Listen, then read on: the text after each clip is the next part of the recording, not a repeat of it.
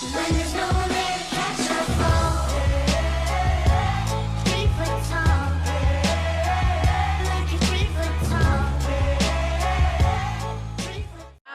Šta se upravo desilo? Hoćete da nam kažete?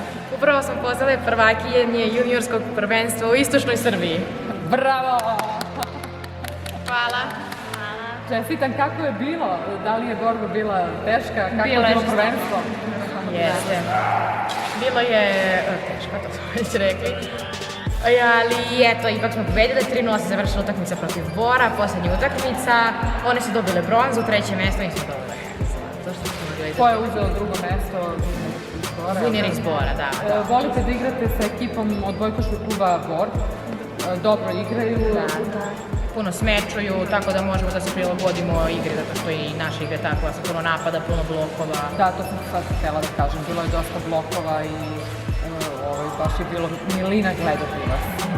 Kažite mi kako je bilo igrati pred ovolikom publikom, vaša verna publika, ljudi koji su konstantno sa vama, iz utakmice u utakmicu.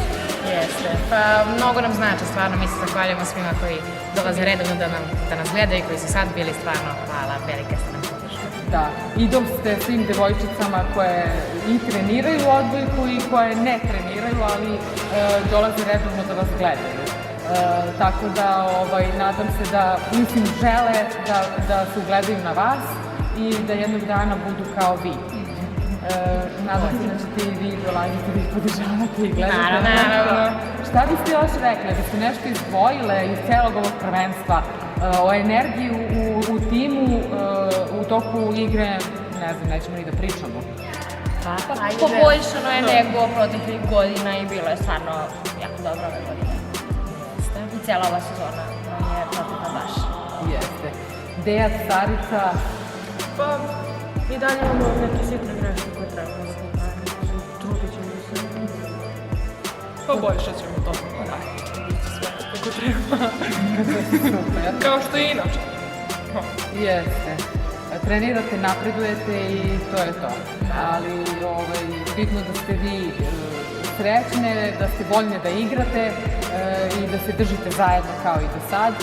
Vaša verna publika, vaše verne drugarice sa klupe koje vas vode sve vreme. Da, tako je.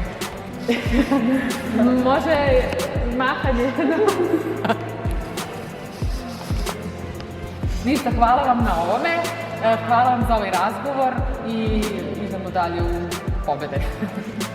Hvala.